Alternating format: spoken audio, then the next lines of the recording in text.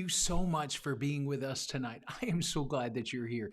Tonight, you're going to see a missionary interview, and he's going to share with us what God did in his heart to make it possible for him to go to the mission field. Tonight, you're going to meet Brother Josh Wagar, and he's going to join us now, and you're going to enjoy this evening. God bless you for being here. Brother Josh Wagar, thank you for joining us tonight, all the way from Chuuk, Micronesia.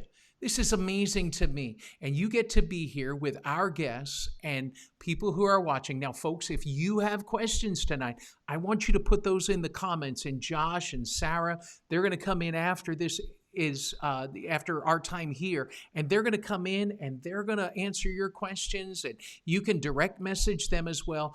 But I promise you, you will find wonderful help and instruction tonight as we just learn more about Micronesia, where it is, what's happening in Josh and Sarah's lives. And so we'll start tonight with a simple question. Well, I say it's simple. I don't have to answer it. But Brother Josh, how did you know that God wanted you to serve him in Chuuk, Micronesia? So, since I was fairly young, I even remember back in probably third or fourth grade, kind of having this idea of going to Australia, right, as a missionary, and it's just always something that's been on my heart. And got a little bit older, and becoming a preacher wasn't quite as cool as becoming an army doctor or something like that, and so lost sight for a little while, and yet could never get away from the call of preaching and being in the ministry somewhere. And so the Lord moved my family to Oahu, Hawaii, and it was during that time I was going to a small school on one side of the island, and there were some Chuukese kids that were in the school.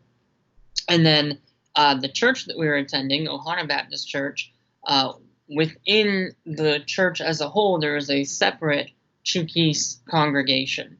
And so we had all the Chuukese kids in the youth group, and just so I grew up. My teenage years were around Chuukese people and Chuukese kids, and I didn't know much about it really at all. They just kind of blended in, and I mean it was island life, so we were kind of used to it. Sure.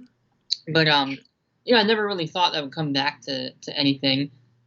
We moved back to Virginia and finished up my last couple of high school years. And I knew that God was calling me into missions specifically, and I thought I was heading back to Hawaii. There's still a great need there for some things to be done.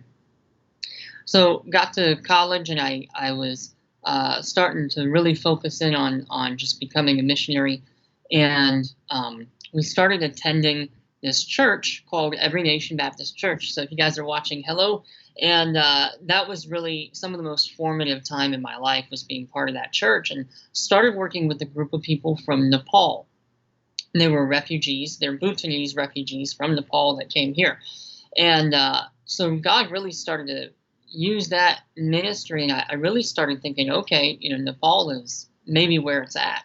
And Sarah, my wife, and I were dating at the time, and we're just, that kind of seemed to be where it was leading.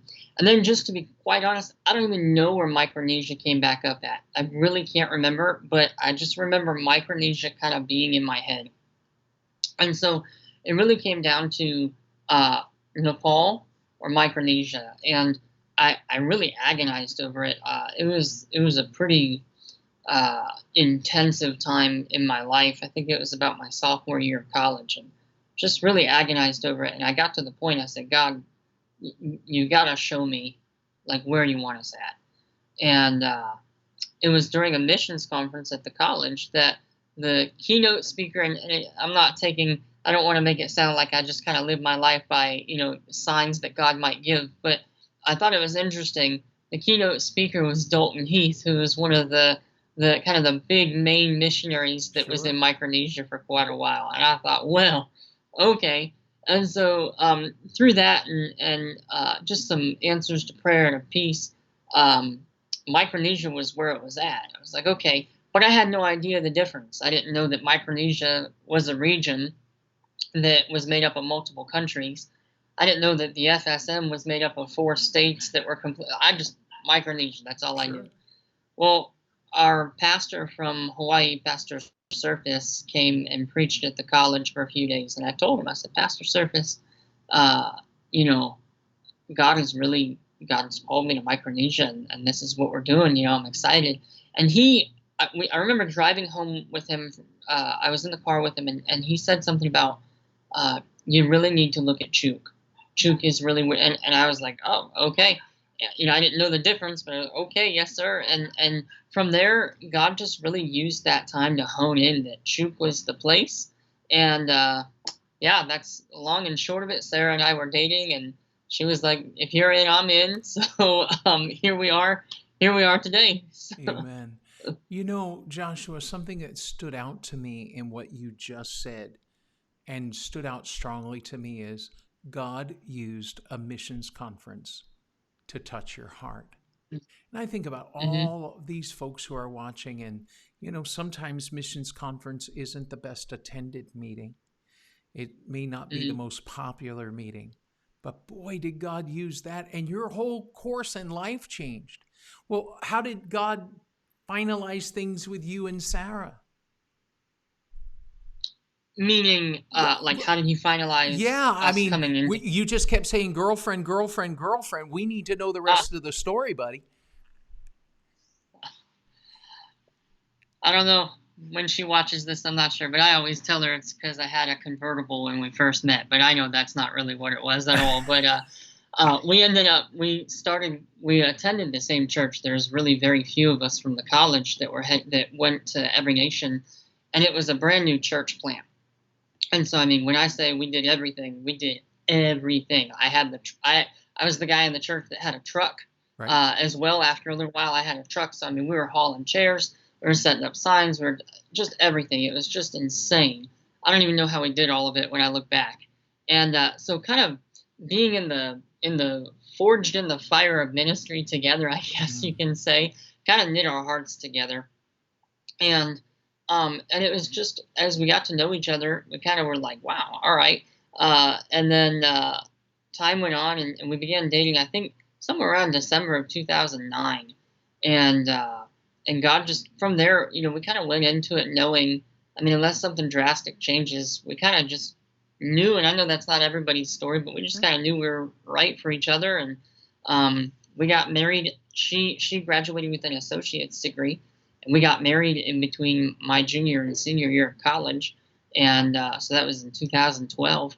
And I'm grateful for that. I look back and I think, man, we're babies. I look at people now that are getting married. I'm like, oh, you guys are so. And I'm Yeah, like, man, I was younger than them when I got married. sure. And but I'm grateful for it because it kind of set us up to be able to do things in life earlier. And again, that's not God's plan for everybody, but for us, by getting married in between college years, it gave us a year, really a difficult year of college and work and all of this to kind of like get the marriage solid. And then after that, we were kind of ready to like hit it. We were just ready to go, Sure. and got involved in work. So that's kind of, yeah. I married an amazing woman. So she Yeah, really is my better, like, 7/8, not there just my you better go. half. So, Sure. so Well, Josh, I know this, but maybe the majority of people who are watching don't know this. Sarah came with missionary experience as well, didn't she? yeah, yeah. That, it's interesting. Since we're talking about how we ended up getting to Micronesia, I'll just kind of go on, I guess, with the story if we have a few minutes. But she did. She came with missionary experience from Spain. She moved to Spain when she was around 11 or 12, and spent, other than a short furlough, really spent the rest of her years until college in Spain. So that was very formative. And so she grew up with the ministry mindset, but and I can tell part of her story as well. She when she got to Spain, she was pretty frustrated and was not enjoying life, and she ended up getting saved. But it still took a long time for her to be surrendered, really, to the Lord. And God used Brother Bonikowski, who's a missionary with our agency, and through the missionary teen retreat, God really used that in her life to just bring her to a point of saying, whatever you want, I'll do. And so it was kind of through that she actually ended up at Bible college, and she had other plans, and then she met this debonair young man, and no, it wasn't that, but she had other plans, and God used college to kind of just get her to say whatever you want, and so that's how we ended up there. And that missionary experience is really different though, because she grew up in Europe, and for those of you that might not know, Micronesia is not Europe by any stretch Sure. of the imagination. And so when we got out here, we came on a survey trip in 2013, and we had about 2.5 weeks or so, maybe 3 weeks planned to be here, and we ended up staying in this rat hole of a place. And that's just what we had, and we got the true Micronesian experience, when it came to that, and just in the living conditions there, we weren't used to it, and we had all these things planned, and we had kind of set up. There's a local pastor here who we're not working with, but we had all these things set up. He said, "Yeah, I'll help you do all those." And we had a big list. And we're like, "Yeah, this will take us, 2 weeks, and we're going to explore." I think in a matter of about 2 days, we had everything done on the list, and we had the rest of the time. And Pastor Mike works at the college, and getting around here you got to be really careful. Plus, it's like a 5-square-mile island, so it's not like there's a ton of stuff to do. So we were about ready to pack up, quit, and just say, Chuuk is not for us. Like, this is not it. We did not enjoy it. We did not like it. We were like, I don't know if this is where we're really called. And we had a lot of time to sit and think and pray, and God reminded us of the story of Jonah. And Jonah didn't want to go where he was called, but he ended up going kind of because there was no other option. And we said, well, we don't want to be a Jonah. And so we just kind of said, okay. And that didn't make everything better. It didn't make it where we were like jumping up and down, like, yes, this is our life forever. But now this is home. We can't imagine anywhere else. We love it. It definitely has its challenges, but we almost didn't come here. Yeah. And yet God specifically worked and brought us back, and we're really grateful for it.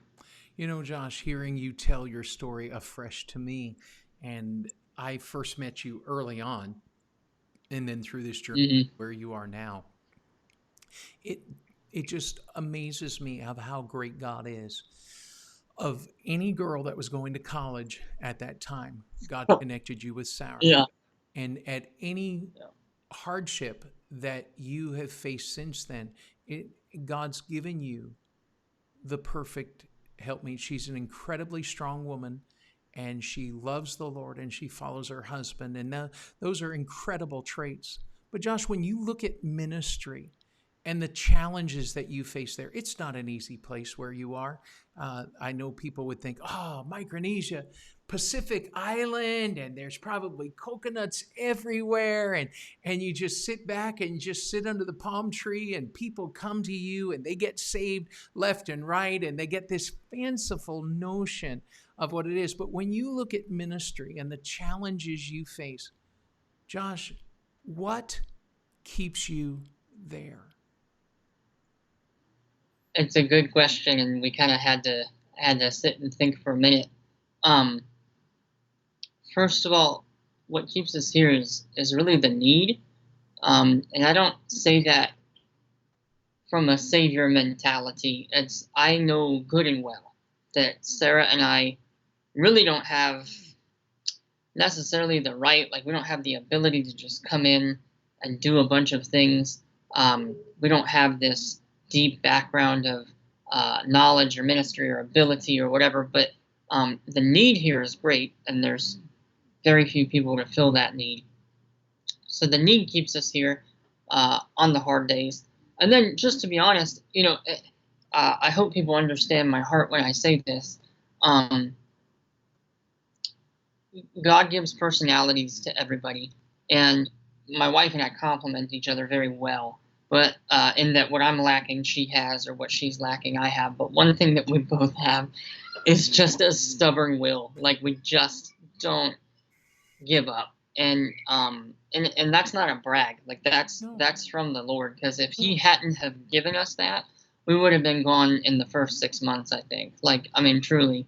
But we just kind of have this bulldog mentality of this is where God called us to be, and we can either kind of just grind it out and do it. And Proverbs 16:3 for me is, I love it. It's commit your works to the Lord, and then your thoughts will be established. And that's just something we've had to learn: is get up, do the work, meet the needs, and then, oh, you know what? We do want to be here. Yeah. God does want us here. And it's amazing. And that's a battle that we constantly face. But the thing that keeps us here is just the calling of God, the needs that need to be here, and the stubbornness He's given to us. We're not going to leave unless we're wrestled away from it, or God very clearly tells us to go elsewhere. So.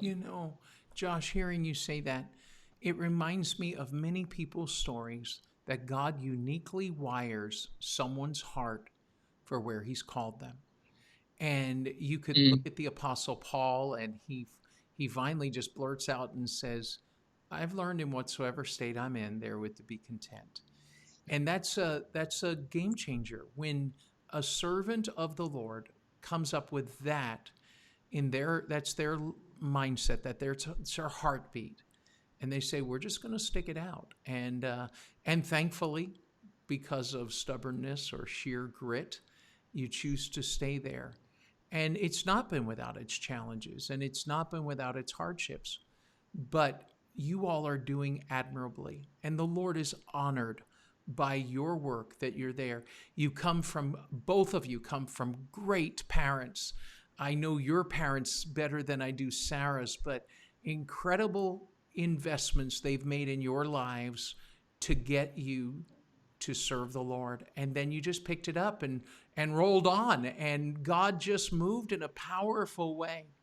Well, Josh, this question is a very broad-scoped question, but when you look back from your first day until now, what tasks remain for you to complete? What is on God's horizon for you in Chuuk? It's a really great question, and it's one that made me think, but also kind of made me excited. In one way, our goals for the first term are kind of coming to fruition, so let me first give you the geography of Chuuk, and I know that's a weird way to start No, the please, answer, it but helps. Chuuk is not okay. Chuuk is not one island.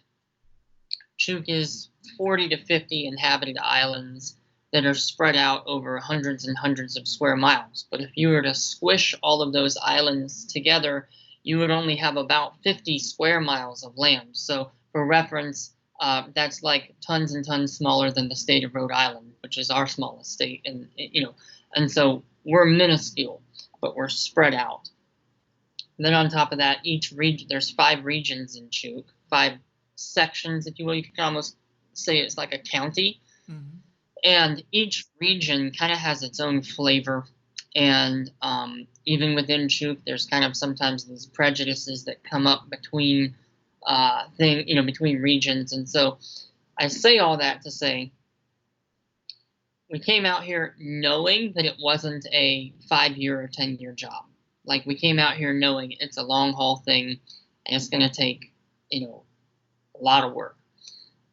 So most of our long-term goals still remain unaccomplished, mm-hmm. Which we fully expected. Kind of the first goal that we have, our first long-term goal, is to get at least one kind of like mother church planted in each region. So that'd be 5 churches. And if you're curious to know, there's Northern Nomaneas, which is where we live at. So we already have a church here, obviously, that we're working in conjunction with. But this is the most populated region, so we need more, right, than just the one. There's a couple of good churches here on this island, but still need more even on this island because it's very difficult terrain. Then there's Southern Nomaneas, which is directly, it's a 30-minute boat ride underneath of us. And I've been to a couple of those islands, and there's starting to be some area that we can maybe get into. There's Chuuk, which is like the Wild West of Chuuk, and so it's the roughest terrain probably, and also there's just extra challenges that come with there. Then there's the Northwest Islands, which are also called the Hall Islands, and they're kind of the most traditional. They blend into Yap, and so they end up getting really traditional, and they're really set in their ways, which is cool. But that's a hard place to get up to. It's so far away. Right. And then there's the Mortlocks, which actually kind of has three regions in and of itself. But the Mortlocks is kind of like the happy-go-lucky region. That's at least how I think about it. And that's where our pastor is from. And so we want to get churches in each of the regions. And then eventually, as much as possible, we want to see churches planted on each island. And that kind of depends. I mean, some islands you can literally, especially in the Mortlocks, you can walk between islands, and so we want to get churches accessible to everybody, I guess you could say. Sure. And Chuuk is a really religious climate, but in that they're religious in the fact that everybody knows kind of the right answer, but I shouldn't say everybody, but many people's hearts are turned off to the truth of the gospel. Because they're very set in the ways. And then this next generation coming up, I would say is even, it's a weird thing. We're so influenced by the West, and yet there's still so much island culture here, so much tradition. It's almost like this generation coming up is shunning the religious aspect of Western culture and embracing the secular aspect, but also kind of remaining traditional. In that some are going back to black magic and things like that. So it's this weird hybrid. We're trying to figure out how to maneuver in it. Anyway, that's a lot that I didn't mean to bring up there. But I say all that to say our goals are to still see churches planted and training folks, getting people out. We have kind of this goal to get this team where we can Micronesians function within a family society. Mm-hmm. It's a group society. So to pull a Micronesian family out of their family and make them different, right? Now you're a pastor. Now you're against your family's. They would think they're against their family's religion. Right. That devastates. And that's part of the hard part of having folks continue on in the ministry. So our goal is to create a space where they truly feel that this is now their, obviously not getting rid of their blood family, but a family that will support them. And so when they're out planting a church, if they're tired or discouraged, they come back and another couple goes. Yes. And we just keep it rotating so that there's always this fresh. Here, you can't do things apart from a group. It just is not going to work. And so to have a group that's actually doing it, that's what we're trying to build to begin with. Because we can't do it by ourselves. Sure. And we can't get one or two Micronesian couples to do it. It's got to be a group. And so that's the long-term goals.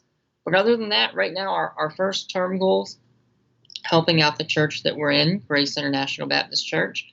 And I think we're doing that fairly well. Learning Chuukese, we're doing that fairly well. And then spotting out and doing some reconnaissance work, I guess, if you say, and figuring out where the next things are at. We've got two possible church plant areas right now that we're working on the same island, but because they're so distant if you don't have a car. And so Chuuk and Sapuk, and we're getting ready to start up a Bible study, Lord willing, in Sapuk. So lots going on, like a ton going on. But yeah, that's a lot to be done still, but a lot that we've seen God accomplish as well. You know, Josh, you're speaking to thousands of people tonight, and they're listening to you. And they're wondering, could God use me on Chuuk? Would you talk to their heart for a minute? Oh yeah, man, thanks for this opportunity, because I'm itching to call out. All right, for anybody listening, I'm just going to completely get real with you here for a minute. I mean, we've already been real with you, but I want to talk to you. Right there. We need people in Chuuk. Like, we just do. But we don't need, well, we want church planters, but we don't need you to be equipped to preach and do these things. Here's what we need in Chuuk. We need doctors that are willing to come out here and not work for a big paycheck, that are willing to just get involved, be part of a church plant, and yet also be willing to treat people and help people out. We need guys that know how to work on cars. We've got mechanics around here and stuff, but we need more. We need these faithful people that are going to be out here. We need tech people that can come out, get involved in a church plant, and also run an online business so that they can teach the Chuukese people how to do these things, graphic design, online businesses. Our internet is getting better, but the jobs are so limited here. We need business people, nurses, doctors, mechanics. We need all of them to come out here, not to feel led to preach or like they have to be the leadership of the church, but to be willing to get involved, to help the church plants, show that we're here for the long term, to reach every aspect of life. Christ went out and he met needs while he preached the gospel. And my wife and I, as much as we try to do that, and there's things that we are able to do, we're not medical people when it comes down to it. Like, I can't fix broken arms or birth babies or whatever. I tinker, I can build, I can work, I can do that, but I'm not a professional at any of that. We need guys that'll be full-time businessmen or whatever coming out here and yet involved with the church.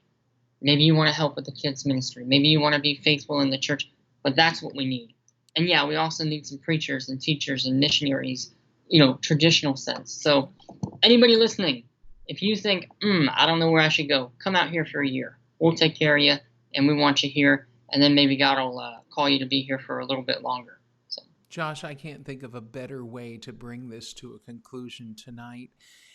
Friends, I want you to drop your questions into the comment section, and Josh and Sarah will be all over that, and they'll be able to answer your questions. Josh, there's one more thing I want to ask you tonight. You do a podcast. Now, for some of my viewers, they're all over podcasts. They get it. Other viewers are going to say, what's a podcast? I don't have a pod where I'm going to throw it to. And so a podcast, think of it as a recorded radio program. So Josh is doing that. Mm-hmm. And on the screen, you'll see at Micromissions. Now, that's on Facebook. So all you have to do is go to Facebook, click the search button, type in the @ symbol, which is Shift-3 on an American keyboard, and then type the word Micromissions, all one word, and you'll be able to see this podcast. You'll be able to listen to it. Josh, tell us about what you do on Micromissions. Awesome. Thanks for the opportunity. Yeah. So what we do is, who doesn't like a missionary story, right? I mean, growing up, some of the best parts of Vacation Bible School or Sunday School or whatever was, hearing about Mary Slessor and Amy Carmichael and Adoniram Judson. Why? Because we're so enthralled that God takes regular people and uses them to change a nation or a movement, So that's what we seek to do. I have a short podcast called the Missionary Micro Stories Podcast.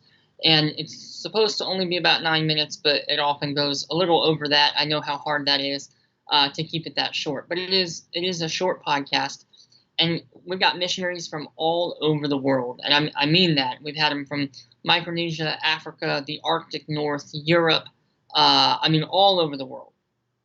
And they come on and they just tell us a little bit about who they are and what they're doing. And then they tell us one of their favorite stories about serving in missions. We've had some awesome stories. And so I'd encourage you to check that out. You can find it at Micromissions. That's our ministry page, and all of the audio gets uploaded to that. And then you can also search for Missionary Micro Stories, and you'll find it. Yeah. Josh, what I love about your podcast is most people tell stories of what God used to do. And we cherish those stories. We herald those stories.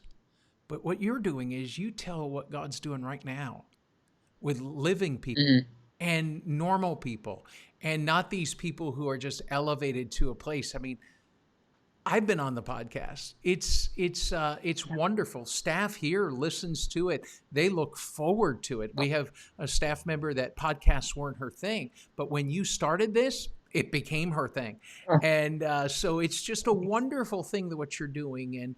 And Josh, I want you to know that tonight, as you share this information with us and you just poured your heart out, that it matters and you matter. You and Sarah and your daughter matter to God. And what you're doing to serve Christ is making the difference for the sake of eternity. And Josh, I couldn't be more pleased than to have you on tonight with me and to just share these moments. Josh, thank you for being on with us this evening. Thank you so much. I appreciate the opportunity. Amen. And now, friend, I want you to know this, that right now you're thinking about what you saw. Don't let it slip from your mind. Josh shared with us his heart. He's told his story and his wife Sarah's story. Tonight, I want you to think about, what is God doing with you? I want you to tune in next week as we have more episodes of what God is doing around the world on this missionary moment that we share together on our online missions conference. Until next week, may God richly bless you.